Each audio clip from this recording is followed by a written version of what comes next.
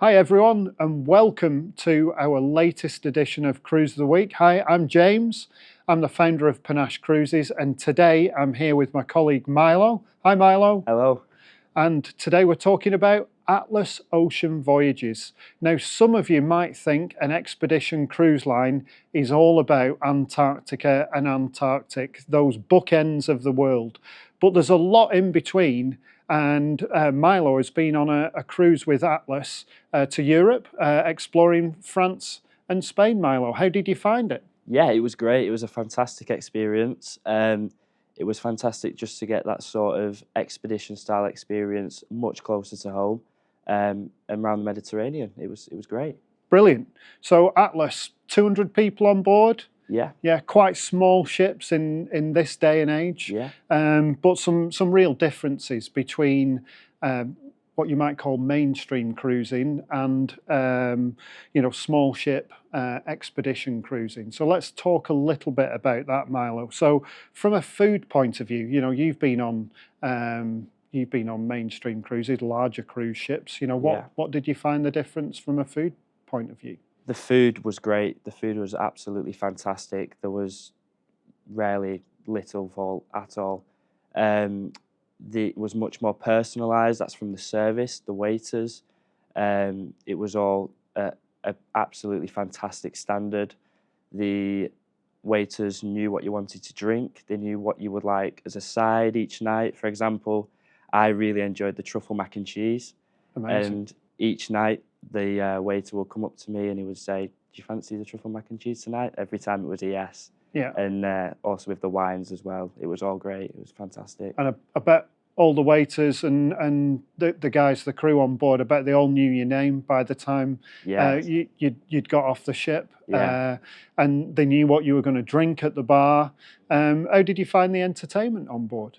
It was really good. It was really intimate, personalised. There was guest speakers. There was singers each night, piano players, a really fantastic opera singer.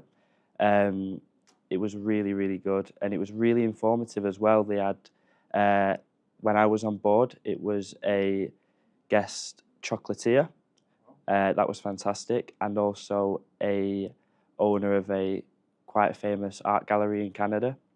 And he was really informative.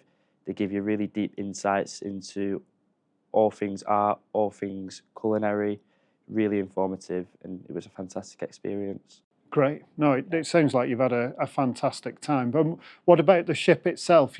Quite a small ship, like I said, in terms of scale for ships in the modern era. But how did you find the ship? Yeah, it was perfect because there's only 196 guests.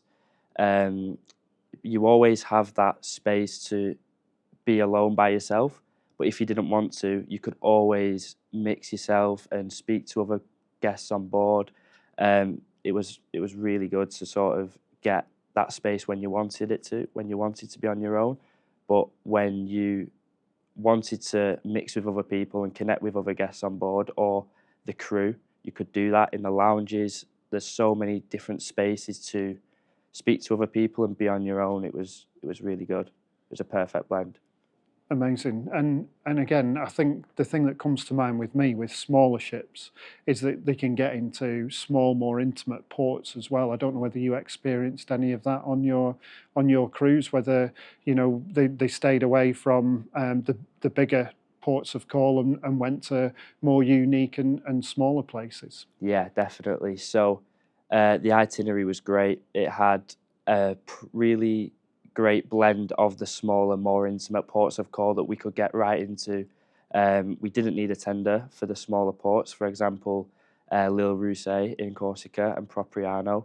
They are much smaller ports of call. Less visitors go there, but that gives the guests on board the opportunity to truly immerse themselves in that destination and get a real feel for everywhere and not sort of have to be sort of in all that hustle and bustle of really large cruise lines, all them guests getting off and yeah, it gave the guests on board that real true immersing experience in each destination.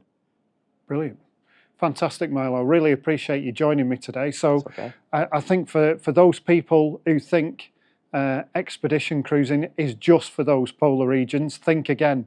Milo's had a fantastic experience in France and Spain and got really intimate in terms of the ports of call, had a fantastic experience from a food perspective, and the service seems like it's been amazing as well. So Yeah. thanks again, Milo. No problem. Thank you.